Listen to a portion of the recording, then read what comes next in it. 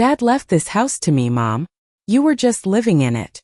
My son said those words 6 days after we buried my husband, and somehow the sound of the dishwasher humming in the kitchen felt louder than his voice.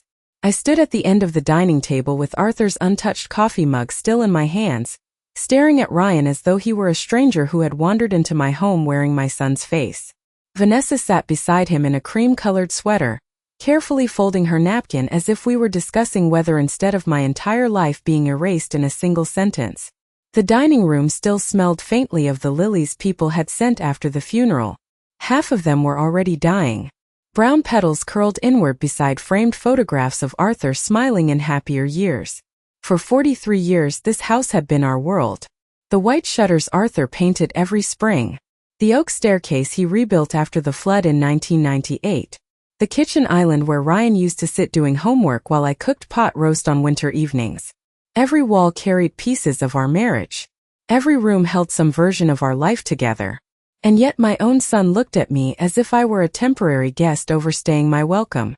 Ryan, I said quietly, trying to keep my voice steady, your father and I bought this house together. He rubbed his forehead without looking at me. Dad handled everything financially. Vanessa and I already spoke to the attorney. The paperwork is clear.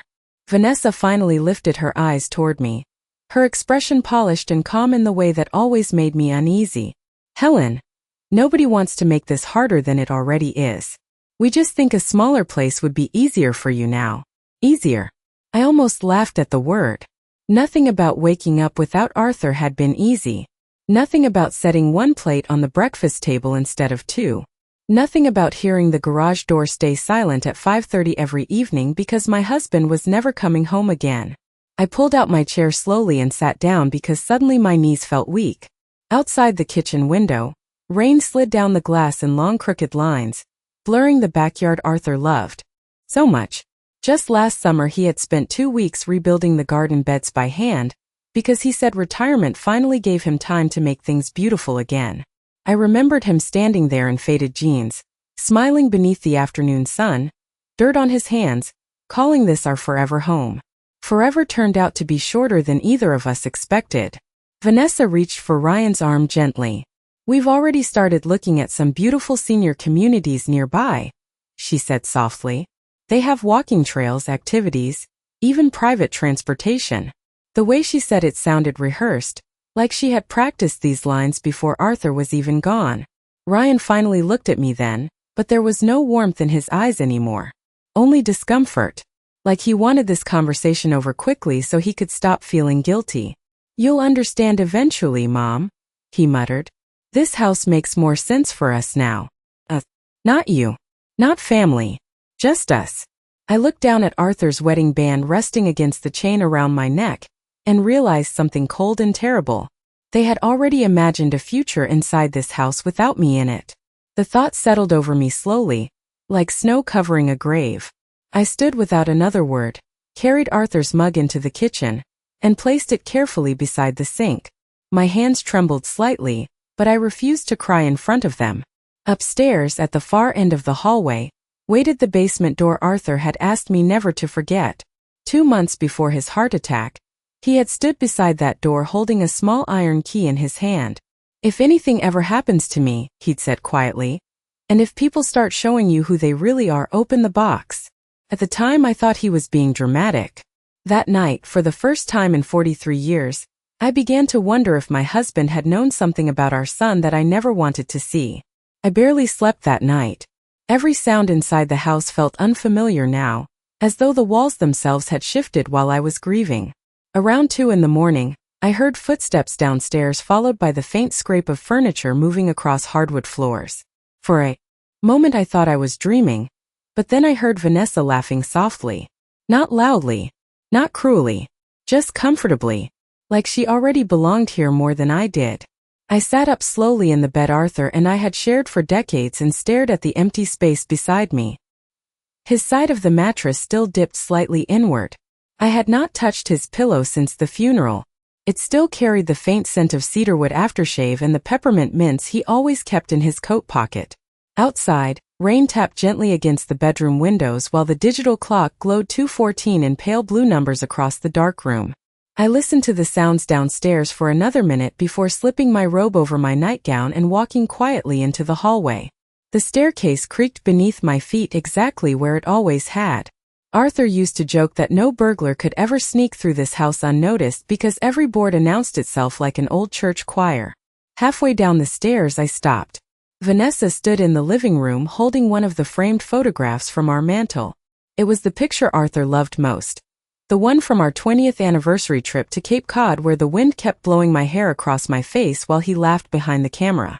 She studied it for a second before setting it inside a cardboard box near the fireplace. 3 more boxes already sat there sealed shut with packing tape. Ryan noticed me first. His expression tightened immediately. "Mom, what are you doing up?" he asked quietly. I looked at the boxes. "What is all this?" Vanessa crossed her arms lightly over her sweater. "We are just trying to organize things before they pile up." Organize things. The words sounded harmless, but I noticed Arthur's records were already gone from the cabinet beside the piano. His favorite leather chair had been pushed against the wall to make space near the windows. Even the throw blanket I knitted for him last Christmas had disappeared. Ryan rubbed the back of his neck. "Vanessa thought it would help if we started freshening the place up a little."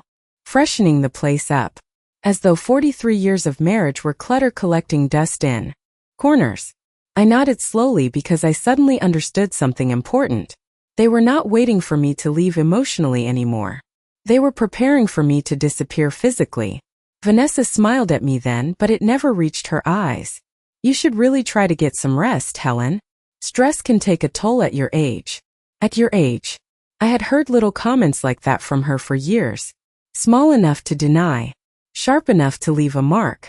I turned away before either of them could see my face and walked back upstairs one careful step at a time. My chest felt tight but not from sadness anymore. Something colder had begun settling inside me. In the bedroom I sat at Arthur's old desk near the window and stared toward the basement door across the hall. The little iron key rested exactly where I had hidden it after the funeral, inside the top drawer beneath a stack of unpaid sympathy cards. For nearly an hour I sat there listening to the silence of the house. Then finally, just before dawn painted the sky pale gray, I opened the drawer and wrapped my fingers around the key. The basement smelled exactly the same as it always had. Sawdust, old paint cans, cedar storage boxes, and the faint metallic scent of Arthur's workbench tucked beneath the staircase. For years I used to complain that he spent too much time down there restoring old furniture nobody needed. Now I would have given anything to hear the sound of his radio drifting up through the vents again. I descended the narrow wooden steps slowly, one hand gripping the railing while the other held the iron key so tightly it pressed marks into my palm. The overhead light flickered twice before finally settling into a weak yellow glow. Everything looked frozen in time. Arthur's winter coat still hung beside the utility sink. His reading glasses rested upside down near an unfinished birdhouse he had promised to build for our granddaughter last spring. I stood there for a long moment just breathing. Grief moved strangely through a house. Sometimes it arrived like a wave that knocked the air from your lungs. Other times it sat quietly in ordinary objects nobody else would notice. The locked box waited exactly where Arthur said it would be, tucked behind old tax records inside the cabinet beneath his workbench. It was smaller than I expected. Dark wood with brass corners worn soft from age. My hands trembled slightly as I slid the key into the lock. For one terrible second I almost stopped myself. Part of me still wanted to believe Ryan was only confused, hurt, manipulated, anything except cruel. But then I remembered Vanessa carrying our family photographs into boxes before the flowers from Arthur's funeral had even wilted. The lock clicked open. Inside rested a thick envelope, several folders, and Arthur's gold watch wrapped carefully in a handkerchief. The sight of it nearly broke me. He wore that watch every day for 37 years. Even after smartphones made watches unnecessary, he refused to take it off because his father had given it to him the week we got married. I sat down heavily on the old stool beside the workbench and opened the envelope first. "Helen, if you are reading this, it means something inside our family has gone terribly wrong." Arthur's handwriting looked steady and familiar across the page, each letter careful and clean exactly the way he wrote grocery lists and birthday cards all our married life. Tears blurred my vision immediately. I pressed my fingertips against my mouth and kept reading. "I love our son. I always will. But love does not blind me the way it blinds you. If Ryan ever allows someone to push you out of your own home, you must protect yourself before protecting his feelings. My chest tightened so sharply I had to stop reading for a moment. Arthur knew. Somehow, before he died, he had already seen cracks in our family I refused to acknowledge. Beneath the letter sat legal documents stamped with the name of a law office downtown. Trust agreements. Property records. Signatures. My eyes scanned the pages slowly until one sentence made my pulse pound inside my ears. The Whitmore residence shall remain solely under the protected ownership of Helen Whitmore for the duration of her lifetime. I read the line 3 times because my mind could not fully absorb it. Ryan did not own this house. Vanessa did not own this house. Arthur had protected me before he died. Upstairs, I suddenly heard footsteps crossing the kitchen floor directly above me, followed by Vanessa's voice floating faintly through the vents. We should repaint before listing anything. Listing anything. I looked back down at Arthur's letter resting in my lap, and for the first time since the funeral, something inside me began to change. The sadness was still there. The loneliness too. But underneath both, something quieter had started waking up. The next morning, sunlight spilled across the kitchen counters in pale golden strips, but the warmth never reached me. I sat alone at the breakfast table with Arthur's letter folded neatly beside my coffee cup, while the sound of cabinets opening and closing echoed upstairs. Vanessa had always been loud in quiet spaces.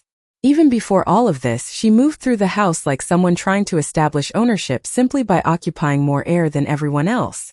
Around 8:30 she came downstairs wearing white athletic clothes and carrying her phone against her shoulder, while speaking to someone in an overly cheerful voice. "Yes, the neighborhood is perfect," she said as she opened the refrigerator. "Big backyard, updated schools nearby, and the kitchen renovation potential is incredible." She stopped when she noticed me sitting there. For half a second, surprise crossed her face before the polite smile returned. "Oh, good morning, Helen." I wrapped both hands around my coffee mug. "Good morning." She ended the call quickly after that, but not before I heard one final sentence drift from her lips. "I will send pictures later today." Pictures? Of my house. The realization settled coldly into my stomach. Vanessa poured herself a green smoothie and leaned against the counter like we were simply 2 women sharing a peaceful morning. "Ryan is meeting with a realtor this afternoon," she said casually. "Nothing official. Just exploring options." I looked at her carefully then. Her blonde hair was perfectly styled. Her nails freshly done. Not a trace of grief anywhere on her face. Arthur had been gone barely a week. "That seems fast," I replied quietly. She shrugged one shoulder. "Life moves. On Helen. It has to." There it was again. That soft cruelty hidden beneath polished manners. She never raised her voice. Never openly insulted me. She simply spoke as though my feelings were inconvenient details slowing down her plans. Ryan came downstairs a few minutes later, adjusting the cuffs of his shirt. He looked exhausted, dark circles heavy beneath his eyes, but he barely acknowledged me before grabbing his keys from the counter. "I might be late tonight," he muttered. "The realtor wants to discuss market timing." "Realtor? Not if we sell the house." "When we sell the house." I watched him carefully while he avoided my eyes, and suddenly memories began rearranging themselves inside my mind like puzzle pieces finally finding the correct place. Last Thanksgiving, Vanessa insisted Arthur and I use the guest room because she wanted the primary bedroom closer to the nursery she hoped to build someday. 2 years earlier, she convinced Ryan to host Christmas at her sister's house instead of ours because she claimed our home felt outdated. Even Arthur noticed it eventually. One evening after they left, he stood quietly in the kitchen drying dishes beside me and said, "She does not see this house as ours anymore." At the time, I defended her immediately. I always defended her. I told myself every family struggled with adjustment, that younger generations simply viewed things differently. But sitting there that morning with Arthur's letter hidden beneath my hand, I realized something painful. My husband had been trying to warn me long before he died. Ryan grabbed his coat from the hallway chair and headed toward the garage. Vanessa followed him, already discussing paint colors and property values under her breath. Neither of them noticed me watching from the kitchen table. Neither of them realized I knew the truth now. The garage door rumbled open. then closed. Silence filled the house again. I waited until their car disappeared down the street before unfolding Arthur's letter one more time. At the bottom of the page, beneath his signature, one final sentence waited for me. Trust Margaret Ellis. She knows everything. I stared at those words for a long time before reaching for the phone beside the refrigerator. I had not driven downtown alone in months. Arthur usually handled city traffic because he claimed I became too polite at four-way stops. As I guided the car slowly through familiar streets that morning, I kept hearing his voice beside me the way I always used to. Easy now, Helen. Let the impatient people rush. We are not in a race. The thought nearly made my chest ache again. Margaret Ellis's office sat on the third floor of an old brick building overlooking Main Street. Arthur trusted her more than anyone outside our family. She handled our wills, our taxes, even the paperwork when Ryan bought his first condo years ago. I still remembered how proud Arthur looked carrying those closing documents home like our son had conquered the world. Margaret herself opened the office door before I even reached the reception desk. Her silver hair was shorter than I remembered, but her sharp blue eyes softened immediately when she saw me. Helen, she said quietly, pulling me into a gentle embrace. I was wondering when you would come. Those words stopped me cold. Wondering when you would come. Not if. When. She already knew. Margaret led me into her office where sunlight poured across shelves lined with legal books and framed family photographs. Everything smelled faintly of coffee and old paper. I sat carefully in the leather chair across from her desk while my hands twisted nervously around Arthur's letter inside my purse. Margaret studied my face for a long moment before speaking. Has Ryan asked you to sign anything yet? I looked up quickly. No. Why would he? A shadow passed across her expression. Because Arthur believed there might come a time when certain people would pressure you emotionally, while you were vulnerable. Vulnerable. Such a polite word for grief. I reached into my purse and placed Arthur's folded letter on her desk. Margaret nodded slowly when she saw it. He left that for you personally, she said. The trust documents were my responsibility. My pulse quickened. Margaret. Ryan told me the house belongs to him now. She leaned back in her chair and removed a pair of reading glasses from her desk drawer. No, Helen, she said calmly. Legally, the house belongs entirely to you. The room went silent except for the ticking clock mounted beside her bookshelf. I stared at her, waiting for the sentence to change somehow. It did not. Margaret opened a thick folder and turned several pages toward me. Official seals. Signatures. Property records. Arthur's careful handwriting beside witness initials. 3 years ago, she explained gently, Arthur placed the home into an irrevocable trust protected solely under your lifetime ownership. Ryan was informed he would inherit the property only after your passing, provided certain conditions were met. My throat tightened. Conditions. Margaret hesitated briefly before answering. Arthur included a behavioral clause. I blinked in confusion. A behavioral clause? She folded her hands carefully on the desk. If any beneficiary attempted coercion, intimidation, or manipulation regarding your housing, finances, or medical independence, their inheritance rights could be permanently revoked. I felt suddenly cold despite the sunlight warming the office windows. Arthur knew. Not just suspected. Knew enough to prepare for this exact situation years before he died. Margaret lowered her voice softly. Helen, your husband loved your son deeply. But he also understood that love can make mothers ignore things fathers notice immediately. Tears burned behind my eyes, but this time they were not entirely from sorrow. Part of me felt something else now. Relief. Validation. Maybe even strength. Margaret slid another folder across the desk toward me. There is something else you need to know, she said quietly. Vanessa contacted a real estate broker 2 months before Arthur passed away. The words landed softly, but they shattered something inside me all the same. The drive home felt longer than usual even though traffic was light. I kept both hands tight on the steering wheel while Margaret's words replayed inside my mind over and over again. Vanessa contacted a realtor 2 months before Arthur passed away. 2 months. At that point Arthur was still sitting in his favorite chair every evening wrapped in the old gray cardigan I bought him 15 years ago at a department store Christmas sale. He was still watering the roses every morning. still reminding me to lock the back door before bed. Still alive. The betrayal did not begin after the funeral. It began while my husband was still breathing. I pulled into the driveway just after noon and sat inside the car for several minutes without moving. The house looked exactly the same from the outside. White shutters. Brick walkway. Wind chimes Arthur hung beside the porch years ago swaying gently in the breeze. Anyone driving past would see a quiet suburban home belonging to an ordinary family. They would never guess how quickly love could rot beneath a polished surface.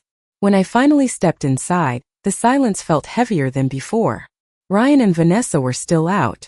I walked slowly through each room, noticing details I had ignored for years. The framed wedding photo missing from the hallway. Arthur's gardening books stacked in a donation pile near the garage door. Even the kitchen smelled different now because Vanessa burned expensive vanilla candles Arthur always hated. A house should smell like coffee or dinner, he used to say. Not a perfume counter. I almost smiled remembering it. In the living room, I stopped beside the bookshelf and traced my fingertips lightly across a faded photograph of Ryan at age 8, wearing a Little League uniform 3 sizes too big for him. Arthur stood beside him grinning proudly with one hand resting on our son's shoulder. Back then Ryan used to run into the house every afternoon shouting for me before he even took his shoes off. Mom, look what I made. Mom, watch this. Mom, can we stay up for a movie tonight? I spent so many years believing love given freely would always come back eventually. Mothers tell themselves that because the alternative hurts too much.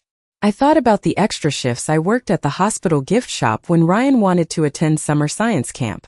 The diamond bracelet I quietly sold after Arthur's business struggled in 2009 so Ryan could finish graduate school without debt. The weekends I babysat so Vanessa and Ryan could vacation in Napa while I stayed home icing my swollen knees afterward in silence. None of it felt like sacrifice at the time.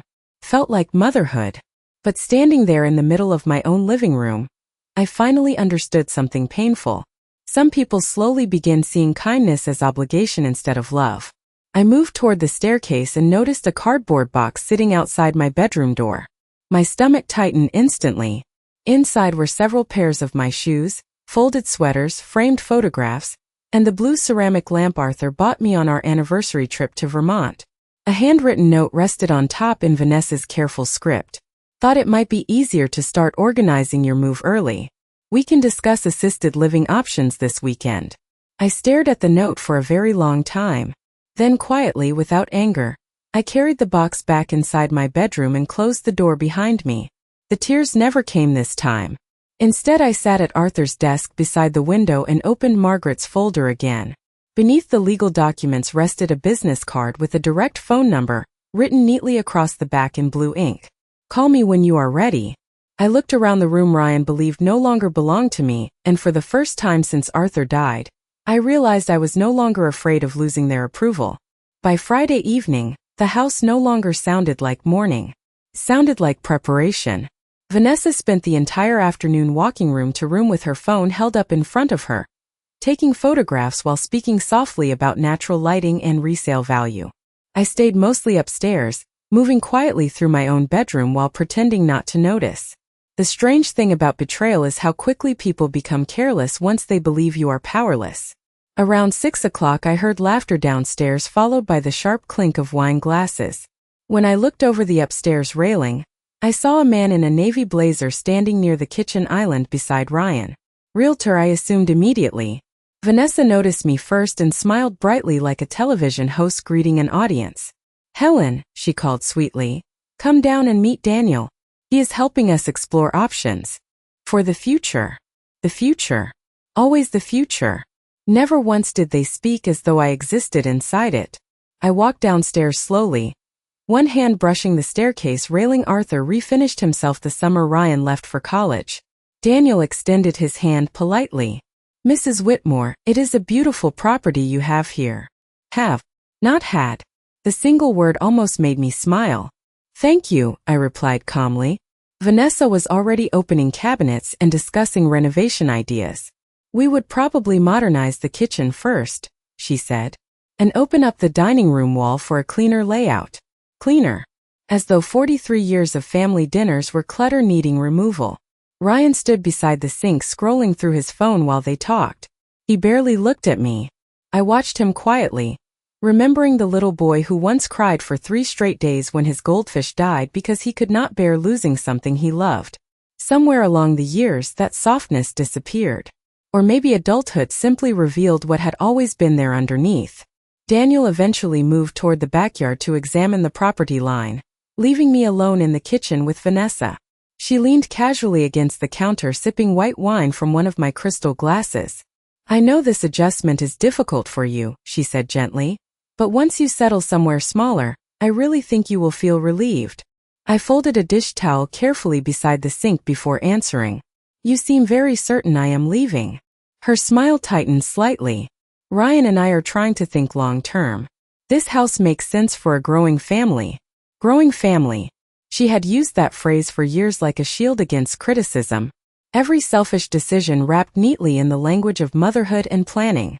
"Arthur built this kitchen himself," I said quietly. "He spent 3 weekends laying those tiles because he wanted the grout lines perfect." Vanessa glanced around dismissively. "Well, design trends change." The words settled between us heavier than she realized. Design trends change. As though people, memories, marriages, and grief could all be replaced as easily as countertops. I looked at her then very carefully.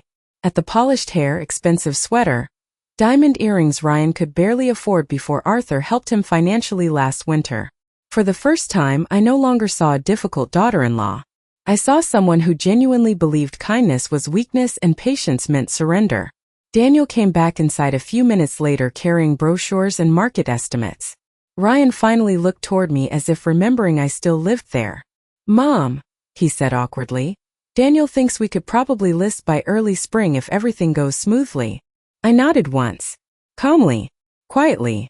Then I reached for my teacup and took a slow sip while watching evening light fade across the kitchen Arthur built with his own hands. "Interesting," I said softly, "because Margaret Ellis thinks otherwise." The silence that followed felt immediate and absolute. Vanessa's smile vanished first. The room stayed silent for so long that even the refrigerator humming beside the pantry suddenly sounded loud. Ryan looked up first, confusion flickering across his face before quickly turning into unease. Vanessa set her wine glass down too carefully, the way people do when they are trying not to reveal panic. Daniel glanced awkwardly between all of us, clearly realizing he had stepped into something far more personal than a routine property discussion. I folded my hands calmly around my teacup and looked directly at my son. "I met with Margaret this morning," I said softly. Ryan blinked hard. "Why would you do that?" The question almost startled me. Not because of the words themselves, but because of the irritation underneath them. As though speaking to the family attorney without permission was somehow inappropriate. "Because your father asked me to trust her," I replied. Vanessa crossed her arms lightly. "Helen, I think there may be some misunderstanding about what Arthur intended." Misunderstanding. Another polished word hiding something uglier beneath it. I stood slowly from the table and walked toward the drawer beside the refrigerator where we used to keep takeout menus and birthday candles. Inside, beneath a stack of unopened sympathy cards, rested the folder Margaret had prepared for me. I carried it carefully back to the table and placed it in front of Ryan. Neither he nor Vanessa touched it immediately. "Your father placed this house into an irrevocable trust 3 years ago," I said quietly. "The property belongs entirely to me for the remainder of my life." Ryan stared at me blankly for a second before opening the folder with trembling hands. I watched his eyes move across the legal documents while the color slowly drained from his face. Beside him, Vanessa leaned closer and began flipping pages faster, her composure slipping more with each line she read. "This cannot be right," she whispered sharply. "Ryan was supposed to inherit everything." I noticed Daniel quietly step backward toward the hallway, suddenly desperate to disappear from the situation entirely. Ryan looked up at me then, and for the first time since Arthur died, I saw something other than indifference in his eyes. Fear. "Mom," he said carefully, "we were only trying to help you." I nodded slowly. "By contacting a realtor while your father was still alive?" The silence after that question felt devastating. Vanessa's head snapped toward me immediately. "Who told you that?" There it was. Not denial. Not shock. Just panic over being discovered. I sat back down at the table and smoothed my napkin across my lap with steady hands. Margaret also explained the behavioral clause your father included in the trust. Ryan frowned. Behavioral clause? I looked directly at my son while speaking, though every word seemed to land harder on Vanessa instead. If anyone attempted to pressure, manipulate, or remove me from my home through coercion, they could permanently lose all inheritance rights connected to this property. Ryan's face went pale instantly. Vanessa opened her mouth, then closed it again without speaking. Outside the kitchen windows, evening shadows stretched across Arthur's garden beds while wind rattled softly against the glass. For years I thought strength meant keeping peace inside a family no matter how much it hurt. Arthur understood something I never did. Sometimes peace only teaches cruel people that they are free to continue. Daniel quietly gathered his papers near the hallway. I think perhaps this is not the best time to discuss listing options, he muttered awkwardly before heading toward the front door. Nobody stopped him. Ryan stared down at the documents spread across the kitchen table while Vanessa sat completely still beside him, her expression colder now, stripped of every polite layer she used to wear around me. And in that moment, sitting inside the home Arthur built with his own hands, I realized the balance of power inside this family had finally changed. Ryan moved out 3 weeks later. Not dramatically. Not with shouting or slammed doors. Just quiet footsteps across hardwood floors and cardboard boxes stacked near the entryway, while rain drifted softly outside like the house itself was exhaling after holding its breath too long. Vanessa barely looked at me during those final days. She stayed inside the guest room making phone calls in sharp whispers, blaming attorneys, paperwork, misunderstandings, everyone except herself. The politeness disappeared completely once she realized Charm could no longer control the situation. Ryan looked worse each morning. Exhaustion sat heavily on his face now, and several times I caught him staring silently at old family photographs lining the hallway as though trying to understand where everything had gone wrong. But grief and guilt are different things. One arrives honestly, the other arrives too late. On their final morning in the house, I stood alone in the kitchen making coffee while movers carried boxes through the front door. The smell filled the room exactly the way Arthur loved it, strong and dark with just a little cinnamon mixed into the grounds. Outside the window, the rose bushes had begun blooming again despite weeks of neglect. Life continued quietly whether people deserved it or not. Ryan entered the kitchen slowly around 8 o'clock. For a moment he simply stood there watching me, his hands shoved awkwardly into the pockets of his jacket like a nervous teenager preparing to confess something foolish. "Mom," he said finally, his voice rough from lack of sleep, "I never thought it would turn into this." Poured coffee into Arthur's favorite mug before answering. "That is the problem, Ryan. You never thought about it at all." The words were not cruel, just true. He lowered his eyes immediately. I could see the little boy he used to be hiding somewhere beneath the tired man standing in front of me. The child who once cried when he accidentally stepped on a butterfly during a camping trip, because he could not stand the idea of hurting something fragile. I wondered when protecting his comfort became more important than protecting people who loved him. Vanessa thought. He began quietly before stopping himself. I shook my head once. "Your wife did not betray me alone." Silence settled between us again. The movers carried another box outside. Somewhere upstairs a door closed softly. Ryan rubbed both hands across his face before speaking again. "Dad really believed I would do something like this?" The question hurt more than I expected. Not because of anger, because of sadness. Arthur never stopped loving our son. Even at the end, he tried to protect him from his own worst instincts. "Your father believed people reveal themselves when money and property become involved," I said softly. "He simply hoped he was wrong." Ryan stared at the floor for a long moment before nodding faintly. Then, without another word, he picked up the final box near the hallway and walked toward the front door. Vanessa was already sitting inside the car waiting impatiently, sunglasses hiding most of her expression. Ryan paused briefly on the porch and looked back at the house one last time. Maybe he finally understood what he had traded away. Maybe not. The engine started a few seconds later. Then they were gone. Just like that. No dramatic ending. No revenge speech.